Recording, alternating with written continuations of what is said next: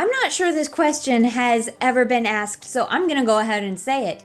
Does chiropractic cure appendicitis?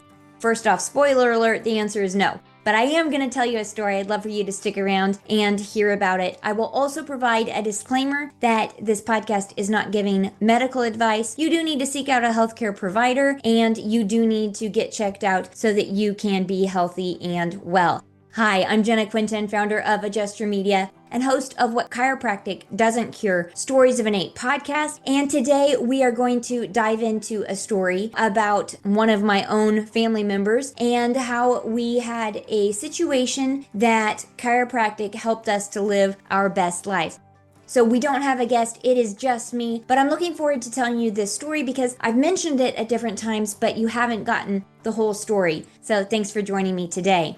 So I have 4 children, and one of them was experiencing some tummy problems, and I don't know if anybody else is like this, if you can relate, but sometimes I wonder, are you not feeling well, or is it more of an emotional, mental that is expressing in your tummy? Or is your tummy not okay? So she had told me when I picked her up from school that she wasn't feeling well, but we were actually on our way to our chiropractor's office. So, as I'm tossing snacks into the back of the minivan, I'm like, okay, we'll see. When we arrived at our chiropractors, I realized this child had some pretty severe digestive distress. And as my chiropractor and I both asked her some questions, it was on the right side, and we realized this needed to be monitored more carefully. He assessed her and adjusted for the subluxations that he found. And then he reminded me and her that her innate intelligence knew what to do. Her nervous system was now clear, and we were waiting to see signs that her body was expressing health and function, one of them being relief from constipation, as that was a factor there. So he was not adjusting for a specific symptom. He was adjusting so that her body could express life and so that she could digest and eliminate well. That was like on a Tuesday. The next morning, I did take her to a walk-in clinic so we could have her assessed. As I said in the beginning, we need to use the tools that are available to us to make sure that everybody is healthy and well. And they did not have further concerns. They said, if things progressed, and gave us a checklist that we would need to follow up to rule out appendicitis. But our main concern there was the constipation that was causing this distress.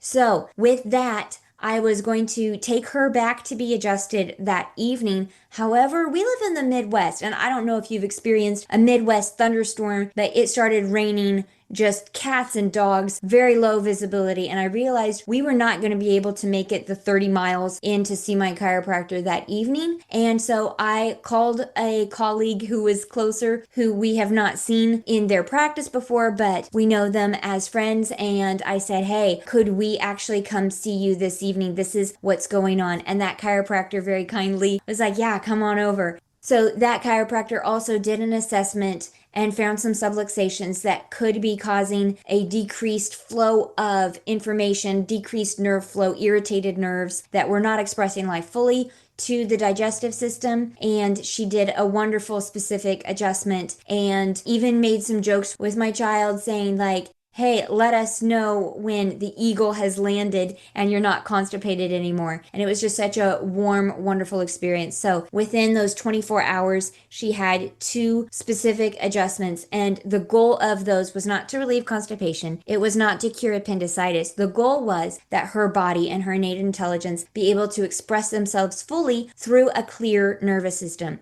And within 30 minutes of that second adjustment, she was no longer constipated. The pain relief was very rapid as well. And we were able to not have any further interventions and just really go back to expressing life fully and having a happy child. I share this story because it is important to recognize that we want people to understand being in tune with their body, understanding their body's signals. I would rather use the word signals than symptoms in any messaging that we're doing, but that these are signals. Being constipated is a signal that digestion is not working, elimination is not working as it should. And so we want to check for any nerve interference in that so that the body can communicate well. Stories like this that are really powerful are a great thing to use in your messaging on social media.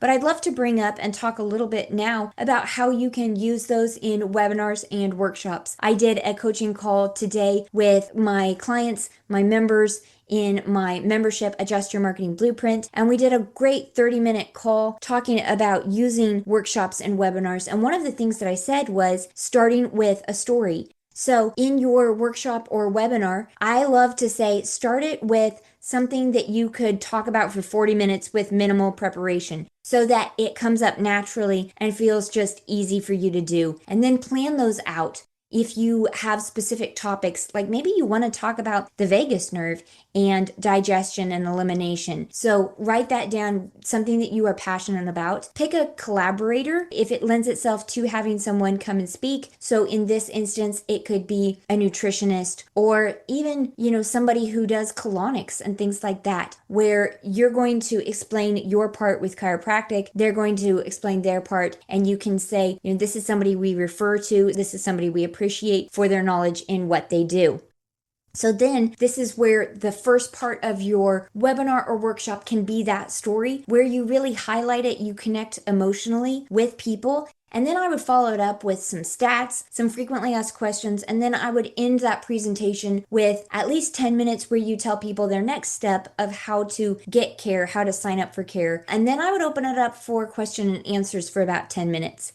And when you're doing this, you can either do it as a workshop in person. I would love for you to get a ring light, tripod, and set up a phone so that you can record that live workshop and use that later. But you can also just do a webinar where you are going on Zoom, Facebook Live, Instagram Live, and recording it there.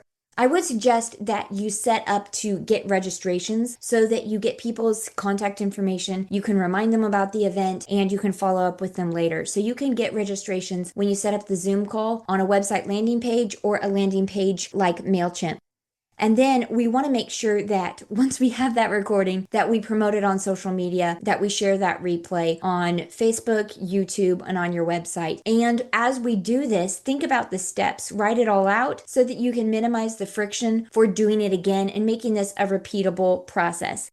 So as you are promoting your workshop or webinar, it doesn't do enough to just say, it's at 6 o'clock on the 30th, please come. We really want to remind people frequently, and that's with social media, with doing reels, and make them funny so that people are interested in watching it, and then you can share where they can sign up to join the webinar. So if we are doing something on vagus nerve, digestion, elimination, there's all kinds of potty humor things that you could do there to really grab attention and then tell them about your workshop or webinar. Do use your email newsletters to announce to your whole list and then to send them reminders. And if you are using any kind of a collaborator, we really want to tag them in anything that we're doing there. I also suggest that you have a printed flyer and that you share in Facebook groups about your event. Some of them are closed to promotion. However, there are quite a few, so look for groups that say what to do this weekend or what to do in your area, and they will be very happy to share about your event as well. I would set up a Facebook event as well so that you have all of the details for where they can join, what time it is. That's a great shareable thing as well, to have a Facebook event set up. And then think about what incentives you might offer. If there's dinner there, that's an incentive for me, but you could also have raffle prizes that are donated by someone, or you could do the attendees will get this discounted thing or this additional service from someone as well. So promote it in all of those ways. And then, like I said, we really do want to share the replay as well. So those are some ideas for using a story in a workshop or a webinar. I would love to know what health talks, webinars, workshops have worked for you. You can email me at jenna@adjustyourmedia.com. And I would love to know how you promoted it, what the topic was, and how it went for you.